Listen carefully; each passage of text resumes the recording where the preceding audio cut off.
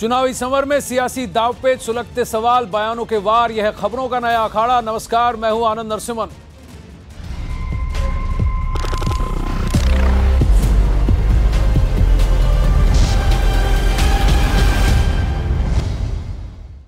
सबसे बड़ी खबर आज सुप्रीम कोर्ट के हवाले से आ रही है, जहां पर सीबीआई विवाद में सरकार को सुप्रीम झटका लगा है, क्योंकि उच्च न्यायालय ने यह कहा है और ये जो जजमेंट था वो लिखा गया, न्यायाधीश चीफ जस्टिस रंजन गोगोई ने लिखा था। उन्होंने इसमें साफ ये कहा है कि जो प्रक्रिया सरकार ने अपनाई सीबीआई डायरेक्टर आलोक वर्मा को पद से हटाने की और उनसे उनके पावर्स छीनकर उनको फोर्स लीव, छुट्टी पर, जबरन छुट्टी पर भेजने की जो प्रतिक्रिया थी, जो पूरा प्रोसीजर था, वो बिल्कुल गलत था। जो प्रकरण था एकदम गलत था, बैड इन लॉ था। इसीलिए उन्होंने वापस आलोक कुमार को रीइंस्टेट कर दिया है, वापस उन्हें सीबीआई डायरेक्टर के पद पर वापस उन्हें आसीन कर दिया है, लेकिन यह कह दिया है कि उनके पास कोई पावर्स नहीं होंगे। हालांकि वो नीतिगत फैसले नहीं ले सकेंगे, लेकिन उनको छुट्टी पर भेजे जाने के सरकार के इस आदेश को रद्द कर दिया गया है। न्यायमूर्ति संजय किशन कौल और न्यायमूर्ति के.एम. जोसेफ की पीठ ने वर्मा को सीबीआई निदेशक के काम को फिर से सौंपने का आदेश दे दिया है और ये फैसला कोर्ट रूम नंबर 12 से सुनाया गया, क्योंकि चीफ जस्टिस रंजन गोगोई छुट्टी पर हैं। और इसके साथ ही कोर्ट ने एम नागेश्वर राव की सीबीआई के अंतरिम प्रमुख के तौर पर नियुक्ति रद्द कर दी। फिलहाल ये अभी तक का फैसला आया है। श्री आलोक वर्मा को सीबीआई डायरेक्टर के पद से हटाने का उसको क्वॉश कर दिया है, उसको रद्द कर दिया है और श्री आलोक वर्मा को सीबीआई डायरेक्टर की तरह रिस्टोर कर दिया है। लेकिन साथ में कोर्ट ने यह भी बोल दिया है कि सरकार इस मामले को हाई पावर्ड कमेटी, जिसमें कि प्रधानमंत्री, लीडर ऑफ ऑपोजिशन और चीफ जस्टिस होते हैं, उसके सामने एक हफ्ते में लाए और जब तक वो हाई पावर्ड कमेटी इस पर निर्णय ना ले, तब तक श्री आलोक वर्मा कोई मेजर पॉलिसी का फैसला नहीं लेंगे। तो उनको रिस्टोर करने के बाद भी उनकी पावर पूरी तरह से रिस्टोर नहीं करी गई है। लेकिन ये वेलकम है कि सुप्रीम कोर्ट ने इसको कंप्लीटली रिव्यू करके फिर रेस्टोर किया। ये एक उनको, सरकार को भी एक सबक सिखाया गया कि अगर गलत चीज़ें हम करेंगे तो कोर्ट भी हमको नहीं बख्शेगा, और अगर कोर्ट में भी एक आधा उनको रिलीफ मिलती है तो जनता तो उनको कभी बख्शाती नहीं। अंत में जो स्वायत्ता है इन संस्थाओं की, इसको बरकरार रखना ये देश के हित में है। जो भी इनके साथ, जैसे आरबीआई है, सीबीआई है, पिछले दिनों में जो भी कुछ घटनाएं घटी है, इससे लोगों का विश्वास इन संस्थाओं में कम हुआ है और सुप्रीम कोर्ट को इसमें दखल देना ये बहुत ज़रूरी हो गया है। सरकार ने सीबीआई, उसकी विश्वसनीयता, उसकी स्वायत्तता और उसकी प्रतिष्ठा को मद्देनजर रखते हुए यह निर्णय लिया था कि जब सीबीआई के दो बड़े अधिकारी एक दूसरे पे आरोप और प्रत्यारोप लगा रहे हैं, तो जो सीवीसी का रिकमेंडेशन आया था कि जब तक उन आरोपों की जांच ना हो तब तक ये दोनों अपने आप को रिक्यूज करें और लीव पर जाएं। ये सरकार ने ईमानदारी से बोनाफाइड निर्णय लिया था। सीबीआई का जो कानून है उसमें दो प्रावधान हैं। एक प्रावधान है कि भ्रष्टाचार के साथ संबंधित मामलों में जो सुप्रिटेंडेंस का अधिकार है वो सीवीसी को है, और दूसरा प्रावधान है कि सीबीआई डायरेक्टर की नियुक्ति, उसको हटाना या उसको ट्रांसफर करने का अधिकार एक विशेष समिति को है, जिसमें प्रधानमंत्री, मुख्य न्यायाधीश और नेता प्रतिपक्ष होते हैं।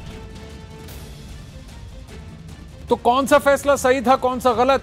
क्योंकि अरुण जेटली के हिसाब से उनका मत यह है कि सीवीसी ने जो आदेश दिया, जो उन्होंने रिकमेंडेशन दी, सरकार ने उसका पालन किया, लेकिन कोर्ट ने इस बात को संज्ञान में लिया कि देखिए आपको सिलेक्शन कमेटी की तरफ जाना चाहिए था, उनसे ओपिनियन लेना चाहिए था, यानी कि प्रधानमंत्री, लीडर ऑपोजिशन यानी कि मल्लिकार्जुन खड़गे और चीफ जस्टिस ऑफ इंडिया यानी रंजन गोगोई, इन तीनों की सहमति के बाद जो निर्णय लिया जाता वो माननीय होता। इसीलिए आपने प्रोसीजर फॉलो नहीं किया तो ये इलीगल है, बैड इन लॉ है। स्वदेश कुमार बीजेपी से हमारे साथ अखाड़ा में उतर चुके हैं, साथ ही दुष्यंत नागर राजनीतिक विश्लेषक भी अखाड़ा की स्टूडियो में है। अमीक जमाई समाजवादी पार्टी से जुड़ रहे हैं हमारे साथ, लखनऊ से जुड़ रहे हैं।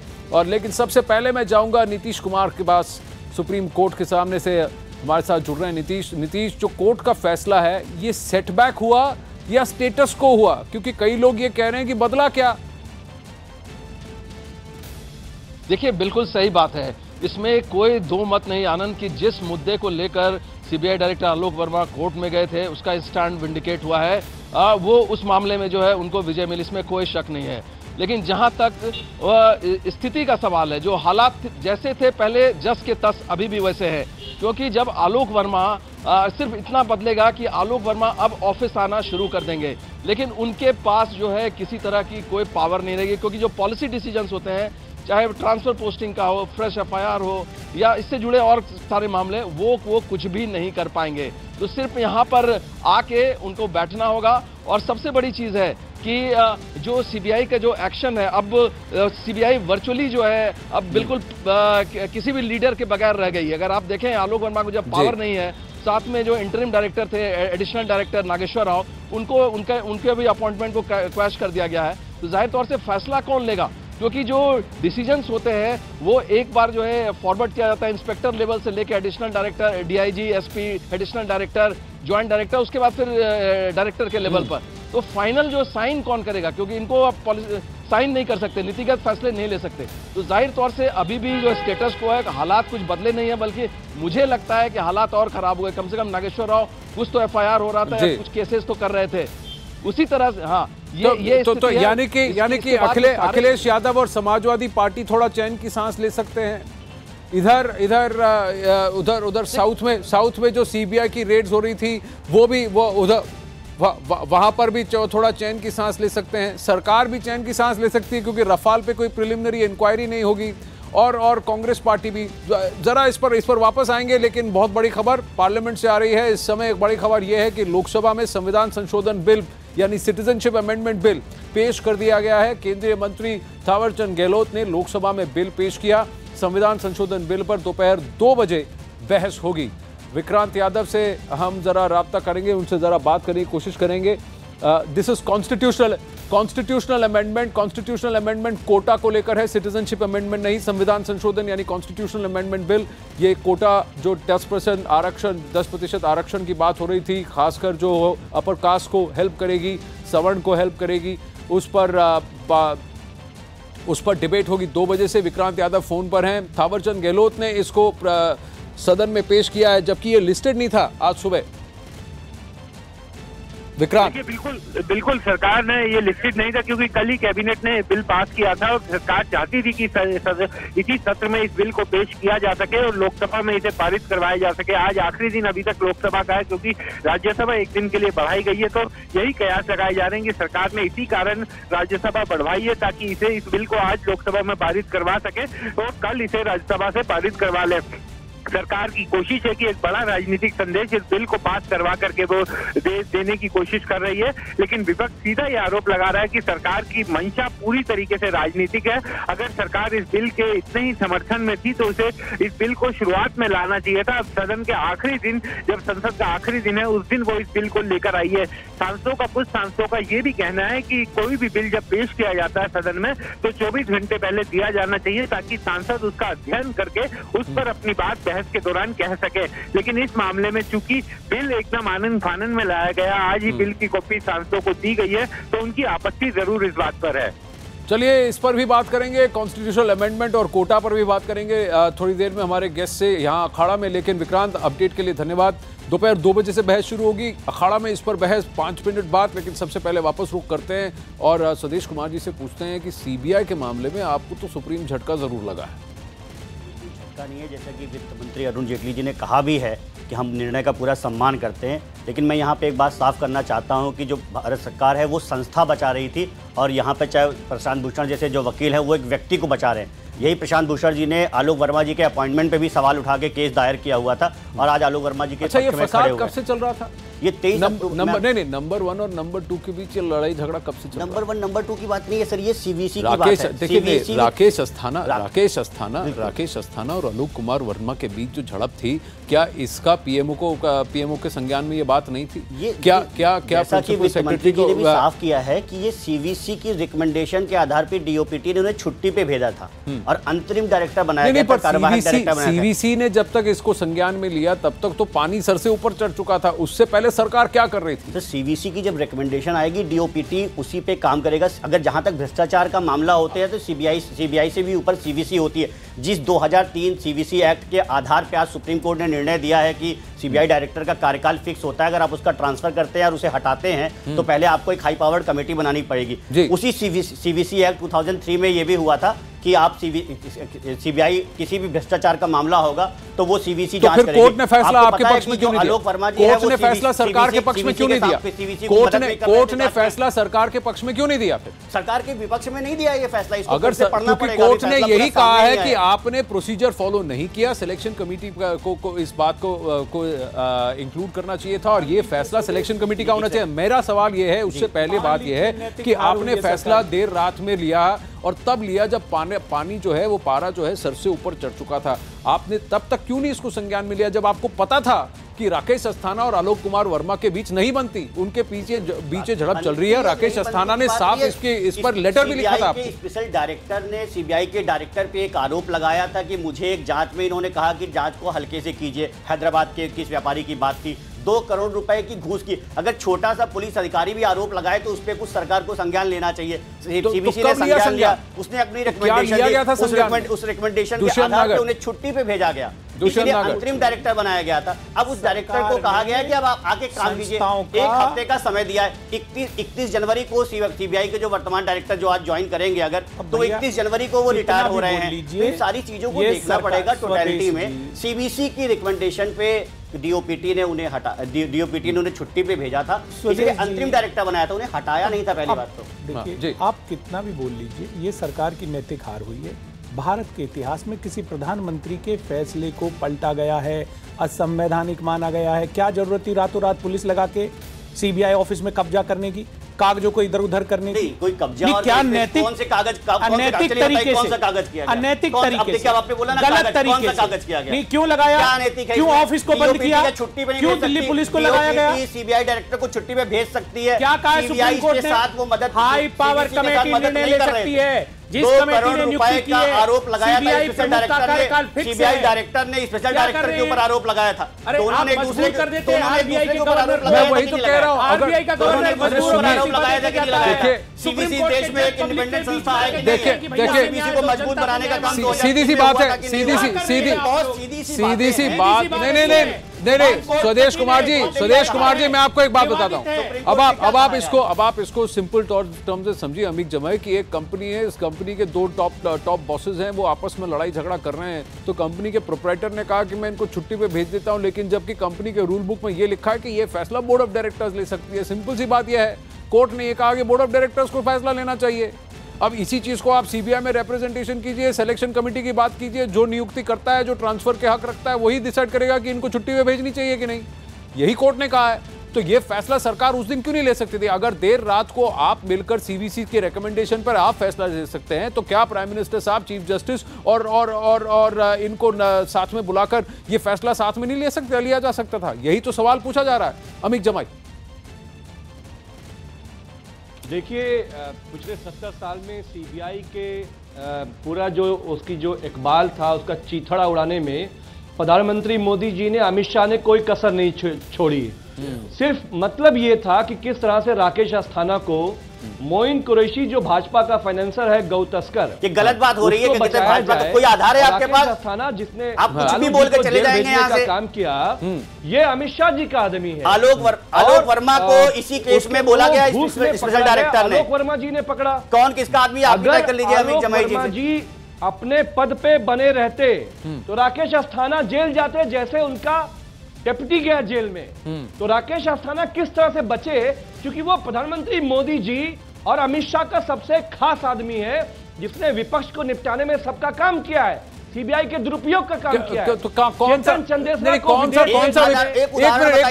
विपक्ष निपट गया? यहाँ तो सरकार से ये सवाल है कि आप पावर में आए थे इस वादे के साथ कि आप जो भ्रष्ट है उनको आप निपटाएंगे, उसका निपटारा करेंगे, भ्रष्टाचार का उसका तो निपटारा हुआ ही नहीं। विपक्ष में निपटा कौन? और अब फिलहाल आप मुझे बताइए कि सीबीआई का डायरेक्टर कौन है, छुट्टी पर कौन है और किसको हटा दिया गया है? तो कहां पे सरकार का हस्तक्षेप हुआ है? अमित जमाई, आप जो आरोप लगा रहे हैं तो उसका तथ्य क्या है, उसके ग्राउंड्स क्या है? आया है सुप्रीम कोर्ट का जो फैसला है आनंद भाई, ये ऐतिहासिक फैसला है। हाँ। इसने अमित शाह जी के प्रधानमंत्री तो आज आप ये मानते हैं, एक मिनट, तो आज आप ये मानते हैं कि सरकार का कोर्ट पे कोई इन्फ्लुएंस नहीं है? के डायरेक्टर का तो क्या आप ये नहीं, तो क्या आप ये ऐलान कर रहे हैं कि जुडिशरी इंडिपेंडेंट है, सरकार का कोर्ट पे कोई इन्फ्लुएंस नहीं है? नहीं, जुडिशरी इंडिपेंडेंट है, हम मानते हैं। लेकिन नहीं 2 हफ्ते नहीं 3 हफ्ते पहले नहीं 3 हफ्ते पहले 3-4 हफ्ते पहले आप यही कह रहे थे कि जुडिशरी को भी सरकार ने कब्जा कर लिया है। अब यानी जुडिशरी पे सरकार ने कोई कब्जा नहीं किया है। अरे आप बात सुनिए ना। नहीं तो मैं आपसे पूछ रहा हूं, आनंद भाई बोलने दीजिए जी, सुन लीजिए जी। सुप्रीम कोर्ट के जो चीफ जो बड़े जजेस हैं उनको सड़क पे आना पड़ा। क्या बोले कि लोकतंत्र खतरे में है, सरकार हम पे दबाव बना रही है। ये चाहते थे कि दबाव बना के फैसले लें, लेकिन हमारी जुडिशरी ने ऐसा करने से इनकार किया, लेकिन उसके ऊपर खतरा है। और आज जो सुप्रीम कोर्ट ने फैसला दिया, उसने आरएसएस को, मोदी जी को उनका चेहरा दिखाया है कि सीबीआई का इस्तेमाल अभी गठबंधन क्या नहीं हुआ। अच्छा, सीवीसी ने रेकमेंड किया, सीवीसी के रेकमेंडेशन के बाद तो आप कह रहे हैं कि सीवीसी के रेकमेंडेशन के बाद सरकार अगर कोई फैसला लेती है तो वो सरकार जोर जबरदस्ती कर रही है?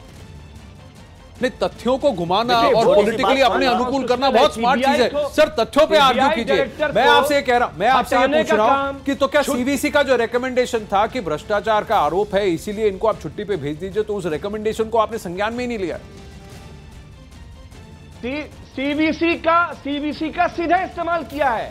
अच्छा। मोदी जी ने जब इनके पक्ष में सारी संस्थाओं का इस्तेमाल हो गया। अभी पिछले हफ्ते जब सुप्रीम कोर्ट ने राफेल पे बोला तो सुप्रीम कोर्ट गलत था, पहले इलेक्शन कमीशन गलत था जब रिजल्ट नहीं आए थे, रिजल्ट आ गए तो तेलंगाना में इलेक्शन कमीशन सही है गलत है, और मध्य प्रदेश में सही हो गया। सर, ये संस्थाओं का सम्मान करना पड़ेगा। मैं इसीलिए कह रहा हूं कि हम संस्था बचा रहे हैं और आप व्यक्ति को बचा रहे हैं। यही प्रशांत भूषण जी आलोक वर्मा के अपॉइंटमेंट पे सवाल उठाया आप कोर्ट में, देखिए, और यही आलोक वर्मा जी की बात आज साथ खड़े। अब मैं आपको एक छोटा सा फ्रेज बताता हूं जो कि सीवीसी के रिकमेंडेशन में है। Extra ordinary circumstances need extra ordinary remedies. ये उन्होंने बात कही थी सीवीसी ने। जब एक्स्ट्रा ऑर्डिनरी रेमेडीज होंगी तो ऐसे ही होगा। छुट्टी पे भेजा था सर, उनको हटाया नहीं। सीवीसी एक्ट 2003 में है कि कार्यकाल फिक्स करना पड़ेगा सीबीआई डायरेक्टर को अगर आप इंडिपेंडेंट एजेंसी चाहते हैं। हम लोग चाहते हैं कि इस देश में ऑटोनॉमस और इंडिपेंडेंट एजेंसीज रहें, व्यक्ति की बात नहीं है। राकेश अस्थाना भी छुट्टी पे गए हैं और आलोक वर्मा भी छुट्टी पे गए थे। अभी एक हफ्ते में कमेटी का निर्णय भी आएगा, कमेटी बैठेगी। 21 तारीख को रिटायर भी हो रहे हैं। देखिए मेरा सवाल हर पॉलिटिकल पार्टी से है। तो जैसे ही सीबीआई की रेड पड़ती है तो सीबीआई का इस्तेमाल सरकार कर रही है। आज सीबीआई के नाम, सीबीआई की तर्ज पर सरकार को फटकार पड़ी है, तो आप कह रहे हैं कि आज सुप्रीम कोर्ट ने सरकार को सबक सिखाया है। तो जो आपको पॉलिटिकली अनुकूल है वैसा आप पोजीशन ले लेते हैं अमित जमाई, ऐसा तो नहीं होना चाहिए। दूसरी बात आगे बढ़ते हैं, समय कम है, मेरे को कोटा पर भी बात करनी है, लेकिन उससे पहले देखिए हमारे एक और जो कुछ दिन के लिए थोड़ा रेडार से हट गए थे, अब वापस उभर कर आए हैं। राम मंदिर बनाने पर कांग्रेस नेता मणिशंकर अय्यर ने फिर से एक विवादित बयान देकर राजनीति को गरमा दिया है। उन्होंने हिंदूवादी संगठनों के भगवान राम के जन्म लेने की जगह के दावों पर सवाल उठा दिया। उन्होंने ये पूछा है कि दशरथ के महल में तो 1000 कमरे थे, तो कैसे पुख्ता हो, और कहा जा सकता है कि राम वहीं पैदा हुए थे जहां ये लोग मानते हैं कि राम जन्मभूमि वही थी। अय्यर के इस बयान पर एक बार फिर राम पर सियासत गरमा गई और बीजेपी हमलावर हो गई। लेकिन आप कैसे कह सकते हैं कि मंदिर वहीं बनाएंगे? मंदिर वहीं बनाने का क्या मतलब बना? दशरथ एक बहुत बड़े महाराजा थे, कहा जाता है कि उनके महल में 10,000 कमरे थे, तो कौन जानता है कि कौन सा कमरा कहाँ था? कांग्रेस पार्टी की फूकी हुई बंदूकें और छूटे हुए कारतूस हैं, इनका मिसफायर लगातार चलता रहता है। हर चुनाव से पहले चलता है, चुनाव के बीच चलता है, चुनाव के दरमियान चलता है। कभी जो है इन छुटी हुई और फूकी हुई बंदूकों और कारतूसों का ये मिसफायर पाकिस्तान में बैठ के शुरू होता है और कभी जो है हिंदुस्तान में। तो मुझे लगता है ये कांग्रेस के जो ये फ्रीलांसर्स हैं, इन्होंने कांग्रेस पार्टी ने छोड़ रखा है गाली गलौज करने के लिए। हर चुनाव के पहले मणिशंकर अय्यर भगवान को ही लेकर के क्यों इस तरह का विवादित बयान देते हैं, या और मुझे लगता है कि वो इस बार का जो बयान है वो तो उन्होंने सीधे भगवान को गाली दिया है। अब ये कि राजा दशरथ कोई व्यक्ति घर में पैदा होता है तो वो घर ही उसका जन्म स्थान होता है, अभी कमरों की बात कर रहा है, तो मुझे लगता है कि पागल हो गए हैं। मणिशंकर अय्यर, उनका ये कहना है कि जिस दिन अयोध्या में बाबरी मस्जिद यानी विवादित ढांचा ढाया गया था, वो देश के ईमान पर चोट पहुंचाई गई थी। मुझे लगता है देर आए दुरुस्त आए। मणिशंकर अय्यर ने कम से कम ये तो कबूल किया कि ढांचा जो तोड़ा गया उसके लिए जिम्मेदार नरसिंहा राव हैं, कांग्रेस सरकार थी, माननीय कल्याण सिंह तो इस्तीफा दे चुके थे 10:15 बजे तक, तो वहाँ भी इनकी सरकार हो गई। तो मणिशंकर अय्यर का ये कबूलनामा कि वहाँ जो ढांचा टूटा उसके लिए नरसिंहा राव हमारी कांग्रेस सरकार जिम्मेदार है, एक। नंबर 2, उनका ये कहना कि राजा दशरथ बहुत बड़े राजा थे, उनके 10,000 कमरे थे, इसका मतलब उन्होंने मान लिया कि अयोध्या महाराज दशरथ की थी। अब प्रश्न है कौन सा कमरा? तो मणिशंकर अय्यर साहब को हम बता देते हैं कि जहाँ रामलला बैठे हैं वही गर्भगृह है, वही रामलला का कमरा था, इसलिए हम कहते हैं कि सौगंध राम की खाते मंदिर वहीं बनाएंगे। बात यह है कि उन्होंने इतना नहीं कहा, इससे आगे भी कहा है मणिशंकर अय्यर ने। मणिशंकर ने यह कहा कि बंटवारा हुआ तो मुसलमानों का हुआ, अगर बंटवारा नहीं हुआ होता तो 60 करोड़ मुसलमानों की आवाज कौन दबा सकता था? अब स्वदेश कुमार बताइए। को हम लोग देखते हैं कि कितनी गंभीरता से वो बयान देते हैं और किस लिए वो बयान देते हैं। मुझे लगता है उनकी मानसिक स्थिति खो चुकी है। राम हमारी श्रद्धा है, प्रतिमान है, राम हमारे अंतरतम के प्राण हैं, राम सत्य हैं, शोध नहीं है जग वालों। तो राम की सत्यता पे, राम की प्रामाणिकता पे, आपको पता है जो सुप्रीम कोर्ट में केस चल रहा है उसमें राम एक पार्टी है। ये इस देश में ही संभव है कि 450 साल से मामला चल रहा है, 150 साल से कोर्ट में मामला चल रहा है, और राम अभी जो लेटेस्ट मामला है उसमें रामलला खुद विराजमान है, खुद पार्टी है। राम को यहाँ पे आकर केस लड़ना पड़ रहा है, और विपक्ष में होता कौन है? कांग्रेस समर्थित और कांग्रेस के नेता के वकील कि मामला जुलाई 2019 के बाद कर दिया जाए। इस्माइल फारूकी केस को ले आते हैं कि मस्जिद में नमाज हो सकती है कि नहीं हो सकती है। इस तरह से लगातार राम के अस्तित्व को नकारने का काम एक तरफ करते, दूसरी तरफ टेंपल हॉपिंग करते हैं राहुल गांधी जी। तो पहले अपनी राजनीति तय करें कि उनका स्टैंड है क्या, और ये राजनीति से परे की बात है, ये आस्था का विषय और यहाँ के करोड़ों लोगों की आस्था का नाम है। मणि के नाम में भी शंकर आता है, मणि जी शंकर है, शंकर की राम भी आराधना करते थे। मैं किस तरह की राजनीति पूछना चाहूंगा, यहाँ पे देखिए सवाल खड़ा होता है। भारतीय जनता पार्टी के प्रवक्ता ने बड़ी ही सफाई के साथ में अपना पूरा व्याख्यान दे डाला, लेकिन मैं इनसे ये पूछना चाहता हूँ, आपके कैबिनेट मिनिस्टर कहते हैं कि जानकी जी के कोई प्रमाण हमारे पास नहीं है सीतामढ़ी में जन्म के। आपके एक मिनिस्टर कहते हैं कि जानकी जी टेस्ट ट्यूब बेबी थी। आपके एक एमएलसी कहते हैं कि भगवान हनुमान मुसलमान थे। अरे आप लोग क्या कह रहे हैं? अपनी तरफ तो देखिए, आप तो कुछ होता नहीं है। मामले को घुमाना है क्या? क्यों? बिना सीता के राम नहीं है, और राम के बिना सीता नहीं है, और हनुमान राम और सीता दोनों के सेवक है। भगवान शंकर के रुद्र के 11वें अवतार है, ये आधार है। क्या बात कर रहे हो? अयोध्या में भगवान राम के बारे में आप बताओ। मेरे सवाल के दो पहलू हैं। मेरे सवाल के दो पहलू हैं। नहीं सुनिए, नहीं सर, नहीं देखिए, राम के नाम पर देखिए विषय को मत भटकाइए। आपने कैसे बोला आपके मिनिस्टर? विषय से मत भटकिए, विषय से नहीं रुकिए, नहीं दुष्यंत नागर, अमित जमाई, रुकिए, दो पहलू हैं। सुनिए। सबसे पहली बात उन्होंने क्या कहा अमित जमाई, कि उन्होंने ये कहा कि उस मस्जिद को वहां जो तोड़ा गया और फिर उन्होंने उस मस्जिद को अल्लाह से जोड़ दिया सीधा, जबकि वो मस्जिद अल्लाह के नाम का है ही नहीं, वो मस्जिद बाबर के नाम बनाई गई थी। दूसरी बात उन्होंने एक बात कही कि बंटवारा हुआ तो मुसलमानों को हुआ। तो जो टू नेशन थियरी और जिस वजह से देश का बंटवारा हुआ उसी की संज्ञा उसी को बदल दिया उन्होंने, उसी का कॉन्टेक्स्ट ही बदल दिया। इस तरह की बयानबाजी कैसे एक्सेप्टेबल हो सकती है? आप नहीं चाहेंगे कि राहुल गांधी इसको आप अपना पोजीशन क्लियर करें? आप नहीं चाहेंगे कि मणिशंकर अय्यर एक्सप्लेन करें ये क्या खेल खेल रहे हैं वो? नहीं, कभी आपने प्रधानमंत्री से अमित पूछा जमाई कि जो हनुमान जी को मुसलमान बता रहे हैं, प्रधानमंत्री अपना पूरा करें उनके ऊपर, रुक जाइए मौक़िफ़ दें, देश को बताएं उनकी सोच क्या है। देखिए बजरंग बली सबके हैं और राम कहां पैदा हुए थे ये पता ही नहीं, दोनों में फर्क है। और दूसरी बात कि 60 करोड़ मुसलमानों की आवाज नहीं दबाई जा सकती थी, लेकिन देश तो ये जो बयानबाजी हुई है ये इस पर आप कुछ नहीं कहेंगे अमित जमाई? देखिए, इस देश में 18% जो मुसलमान हैं, उनके जो मुहाफिज हैं, उनके जो साथी, उनके जो दोस्त हैं, वो हिंदू लोग हैं। और ये मुझे इस बात पे बहुत फख्र है कि हमारे यहाँ सब लोग मिलजुल कर रहते हैं। मणिशंकर अय्यर जी आजकल जो बयान दे रहे हैं वो दरअसल आरएसएस और बीजेपी को बहुत फ़ायदा पहुँचाने वाला बयान दे रहे हैं, जिसको किसी भी शक्ल में एक्सेप्ट नहीं किया जा सकता। जब आरएसएस बीजेपी की ज़मीन खसक रही है और बीजेपी को मणिशंकर जी खाद प्रोवाइड कर रहे हैं, यूरिया और पोटाश प्रोवाइड कर रहे हैं, ये ठीक बात नहीं है। तो नहीं क्यों प्रोवाइड कर रहे हैं? मैं यही तो पूछ रहा हूं अमित जमाई, क्यों प्रोवाइड कर रहे हैं? क्यों उनको वापस कांग्रेस में ले लिया गया है? क्यों राहुल गांधी ने इसका खंडन नहीं किया है? क्यों कांग्रेस पार्टी से पोजीशन नहीं आई है? देख मैं मानता हूं, एक तरफ गठबंधन की बात कर रहे हैं कि कांग्रेस का आप गठबंधन करेंगे, यूपी को साथ पसंद है, 1.5 साल पहले भी आपने किया था, साथ कितना पसंद है आपने देखा, तो अब क्या मणिशंकर अय्यर कहते बीजेपी के साथ भी हो गए? थोड़ा सा करना पड़ेगा। सुनिए, ये जो टाइटल डिस्प्यूट का मुद्दा है, ये 100 साल से ऊपर का मुद्दा है। अगर सुप्रीम कोर्ट को तय करना था तो भैया मंदिर मस्जिद को ढहाने का क्या मतलब था?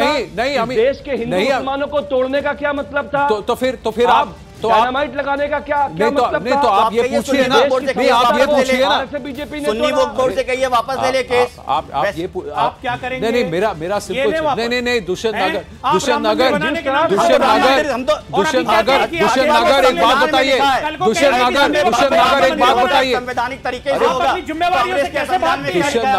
दुष्यंत नगर इस देश में आप, मैं आपको पूछता हूं, अगर आपसे कोई ये पूछे कि क्या प्रमाण है कि ईसा मसीह जो है बेथलेहम के उसी अस्तबल में पैदा हुए थे जिसको कि आज एक मॉन्यूमेंट बना गया है, क्या प्रमाण है कि जब प्रॉफिट को ये मिली तो ये वही पत्थर था, ये वही जगह थी मदीना की? मैं पूछ रहा हूं, नहीं, उसी तरह आज मणिशंकर अय्यर बेधड़ल्ले से खड़े होकर पूछते हैं कि क्या प्रमाण है कि रामलला वही जन्मे थे? मैं ये पूछ रहा हूं कि क्यों राम की आस्था और हिंदुओं की आस्था के साथ हमेशा कांग्रेस खिलवाड़ करती है? हमेशा ऐसी बयानबाजी होती है और आप न्यूज़ का खंडन नहीं करते हैं।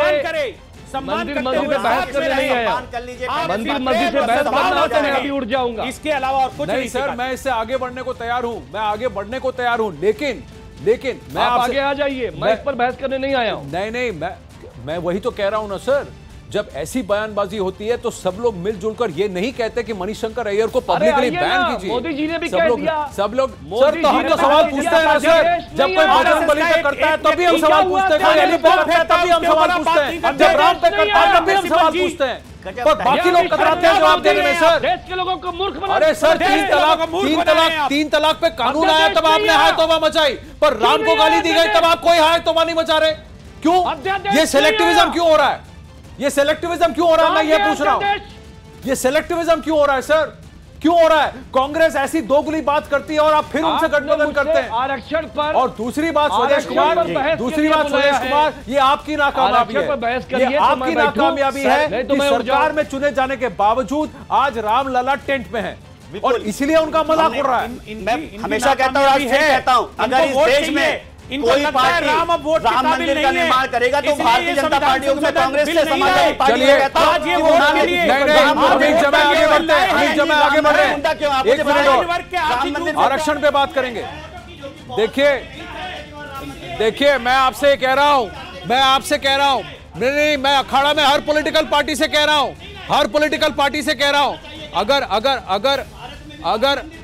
अगर बुक्कल नवाब अगर बुक्कल नवाब और योगी आदित्यनाथ की बयान जो बयान दिए गए थे बजरंगबली पर वो गलत थे, तो मणिशंकर अय्यर पर भी आपत्ति जताइए और अपना पोजीशन बताइए राम मंदिर पर। चलिए आगे बढ़ते हैं। नहीं, आप दूसरी बात करते हैं। अब एक और बात करते हैं जिस पर बहस 2 बजे से होने वाली। आगे बढ़ना पड़ेगा अखाड़ा में।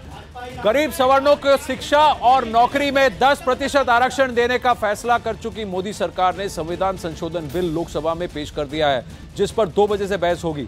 लोकसभा के बाद बिल को राज्यसभा में पेश किया जाएगा। इसके लिए राज्यसभा के शीत सत्र का 1 दिन के लिए बढ़ा दिया गया है, एक्सटेंड कर दिया गया है राज्यसभा के पार्लियामेंट सेशन को। ऐसे में माना जा रहा है कि लोकसभा में बिल को मंजूरी मिलने के बाद इसे अगले दिन ही राज्यसभा में पेश किया जा सकता है। इस अहम मौके पर बीजेपी और कांग्रेस दोनों पार्टियों ने अपने सांसदों को लोकसभा में रहने के लिए व्हिप जारी कर दिया गया है।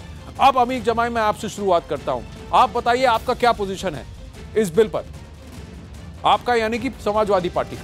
देखिए 89 में जब माननीय नेता मुलायम सिंह यादव जी मुख्यमंत्री थे तो उन्होंने सामान्य वर्ग के कमजोर तबकों को आरक्षण देने के लिए जो है एक कमीशन बिठाया था। लेकिन उस मामले में भी और 2014 में के हमारे मैनिफेस्टो में था कि सामान्य वर्ग के जो कमजोर लोग हैं उनको जो है मौका मिलना चाहिए। लेकिन आप जानते हैं कि सुप्रीम कोर्ट ने एक 49% का कैपिंग लगाया हुआ है जी, कि आरक्षण 50% से ज्यादा नहीं हो सकता। तो हम इस आरक्षण के पक्ष में हैं कि सामान्य वर्ग के जो कमजोर गरीब तबके हैं उनको भागीदारी मिलना चाहिए, मौका मिलना चाहिए, और हम संसद के अंदर इस पर हम साथ देंगे। लेकिन नरेंद्र मोदी जी ने जिस तरह से जल्दबाजी में ये काम किया है, आपको तो संसद को आप कवर करते रहे हो जी। जब कोई बिल आता है तो वो एक स्टैंडिंग कमेटी में जाता है। स्टैंडिंग कमेटी के बाद उस पर जो स्टेक होल्डर्स हैं उनकी राय ली जाती है। कॉन्स्टिट्यूशन के जो एक्सपर्ट हैं उनकी राय आती है। फिर जो है कमीशन बिठाया जाता है। वो कमीशन रिकमेंडेशन देता है कि हाँ इसको इतना मिलना चाहिए। तो ये सारी प्रक्रिया नरेंद्र मोदी जी ने की नहीं। मुझे नहीं मालूम कि चुनाव खत्म हो जाएंगे। अरे तब तक तो चुनाव खत्म हो जाएंगे अमित जमाई, स्वदेश कुमार। इसीलिए तो ये खेल खेला जा रहा है, इसीलिए तो खेल खेला जा रहा है। इसके लिए सरकार जल्दीबाजी में वोट के लिए सरकार के इस कदम का वो यही है। इसीलिए तो खेल खेला जा रहा है। अब आप पर आरोप यही है, सरकार पर आरोप यही है कि आप सिर्फ सवर्ण का वोट जो है, अपर कास्ट का वोट जो आपसे फिसलता हुआ लग रहा है, आने की कोशिश कर रहे हैं। क्यों? क्योंकि राजस्थान में राजपूत, हरियाणा में जाट, वहां पर मध्य प्रदेश में सवर्ण और इधर भूमियार, सब यही इसी आरक्षण की मांग कर रहे हैं और आप वहीं फंस रहे हैं। और इसीलिए आपने ये खेल खेला है, क्योंकि आपको मालूम है कोई भी पॉलिटिकल पार्टी इसका ओपनली विरोध नहीं कर सकती, क्योंकि हर किसी को अपने वोट बैंक की चिंता है। पर आप कर क्या रहे हैं? देखिए, कॉन्स्टिट्यूशन, पार्लियामेंट्री प्रोसीजर, एक बिल को कैसे लाना चाहिए, इसमें जल्दबाजी, ये सब जो डेमोक्रेटिक प्रोसेस है उसकी तो धज्जियां उड़ा रहे हैं आप स्वदेश कुमार। नहीं, कुछ भी ऐसा नहीं हो रहा है। बोले दिया 2014 में सरकार सबका साथ सबका विकास के नारे के साथ आई थी। उन्होंने कहा था ये युवाओं और गरीबों की सरकार है। गरीबों के लिए पिछले 4.5 साल से तरह तरह के स्टेप लाए गए कि जो लड़की पढ़ने नहीं जाती, तरह के कौन सा बता रहा हूं, बताते रहिए ना, देश को बोलने देंगे तो बता पाऊंगा। 6 करोड़ लोगों को सिलेंडर और गैस दिए गए, जो लड़की स्कूल नहीं जाती थी, शादी नहीं होती, 14 करोड़ से ज्यादा टॉयलेट बनाए गए, ऐसे 30 करोड़ अकाउंट खोले गए। उसके बावजूद सरकार को अगर लगा कितना बड़ा है, समाज का एक वर्ग अगर छूट रहा है तो उसके लिए आरक्षण की व्यवस्था की गई। रंगनाथ मिश्रा कमेटी की रिपोर्ट हो, सच्चर कमेटी की रिपोर्ट हो, स्वदेश कुमार, अब आप कह रहे हैं इसका विरोध करें, आप विरोध करिए। अच्छा, मेरा सवाल इतना सा है, मेरा सवाल देखिए, अच्छा नहीं देखिए, अरे स्वदेश जी देखिए, एक कहावत है, देखिए एक कहावत है, देश में क्रिएट की गई जाति के नाम पे, धर्म के नाम पे, नहीं सर, बात तो बहुत बढ़िया है, उसको बराबर करने का एक बहुत अच्छा प्रयास है। नरेंद्र मोदी जी बहुत बड़े समाज सुधार के रूप में उभरे हैं। अच्छा, मैं एक मिनट 2000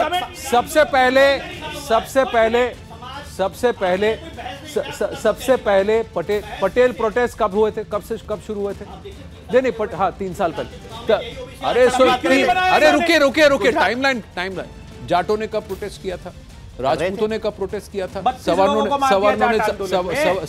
कब प्रोटेस्ट किया था? 2015, 2016। आप लोग जागे कब हैं? 2019 में क्या जनता की आवाज आप तक पहुंचते पहुंचते कहीं विलुप्त हो गई थी, उसके बाद फिर आपने उसको ढूंढा है? और हम तरह तरह से उसके लिए प्रयास भी कर रहे थे। जब सरकार को लगा कि सारे प्रयासों के साथ किससे चर्चा किया, आप उसको मानने को नहीं राजी हैं। आरक्षण समिति वालों से बात किया, अकाउंट खुलेगा नहीं खुलेगा, आरक्षण समिति वालों को बुला के बात की, आपने किसी से बात नहीं करी, किसी स्टेक होल्डर से बात नहीं करी आपने। अच्छा, आप वहां आग लगाएंगे, अगर आप रखेंगे हम आपसे बात नहीं करेंगे। आप कहेंगे मैं देश में आग लगा दूंगा, आपसे बात नहीं होगी। अगर आप कहेंगे देश में आग लगा दूंगा तो बात नहीं हो सकती। सर क्या बात कह रहे हैं? अगर क्या बात करें, हरियाणा में क्या हो रहा था आपने देखा नहीं, गुजरात में क्या हो रहा था किसी जाति के लिए मेरा सवाल, अच्छा आप लोग जरा शांत हो जाइए। अगर आप कहेंगे कि आप ये नहीं करेंगे बिल्कुल ही नहीं होगा। और यहाँ पे कमजोर वर्गों के लिए हो रहा है, सभी शामिल रहेंगे। अच्छा एक बात बताइए, पहली बार हॉरिजॉन्टल लेवल पे रिजर्वेशन की बात, नहीं अगर वर्टिकल लेवल पे हॉरिजॉन्टल लेवल पर कालेलकर कमेटी, बीपी मंडल कमीशन, देखिए क्यों नहीं किया? अच्छा मैं बहुत सारे, अच्छा एक मिनट मैं एक सवाल, अच्छा दुष्यंत जी थोड़ा शांत हो जाइए। मेरा सवाल यही है, अमित जब समय कम है, लेकिन मैं सवाल स्वदेश जी से पूछना चाहूंगा कि क्या ये जो हॉरिजॉन्टल लेवल पे जो फैसला लिया गया है, इसलिए लिया गया क्योंकि 3 राज्यों में आप सपाट हो गए? आपको लगता है सपाट हो गए सर? आप सच बताइए, लगता है 14 सीटें जैसे हारी गई, फ्लैट हो गए, वोट परसेंटेज मतलब 15 साल के बाद हमारा 40.1% वोट है, कांग्रेस का 40% वोट है सर, 4 सीटें कम है सर। आप कह रहे थे राजस्थान का परफॉर्मेंस आपने देखा नहीं, कहां गए आपकी 150 सीट? हवा हवाई हो गया, होता है हवा हवाई पास पोस्ट द सिस्टम में ऐसा होता है। हमारे भी नंबर कम है, हम राजेश का सम्मान करता है, हम उनके बीच में जाएंगे, हमको वोट देते हैं। क्या होता है जब मध्य प्रदेश में बोलते हैं वंदे मातरम बंद होता है। अच्छा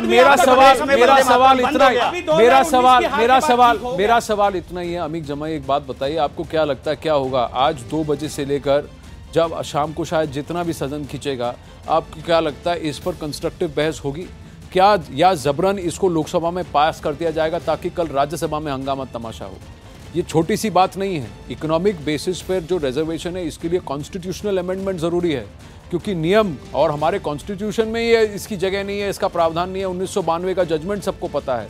तो आप एक कॉन्स्टिट्यूशन को अमेंड करने को तैयार है इतनी जल्दी?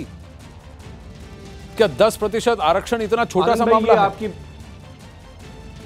आनंद भाई, आपकी ये बहस गवाह रहेगी कि लोकसभा और राज्यसभा में तो ये पास हो जाएगा, लेकिन सुप्रीम कोर्ट में ये जाने के बाद ये पूरा आरक्षण गिर जाएगा। उसकी वजह ये है कि अभी तक संविधान में और जो सुप्रीम कोर्ट ने जो एक कैपिंग 50% की लगाई हुई है, उससे आप आगे नहीं बढ़ सकते। अब अगर मान लीजिए कि आप आगे बढ़ जाएं, पहले तो गिर जाएगा।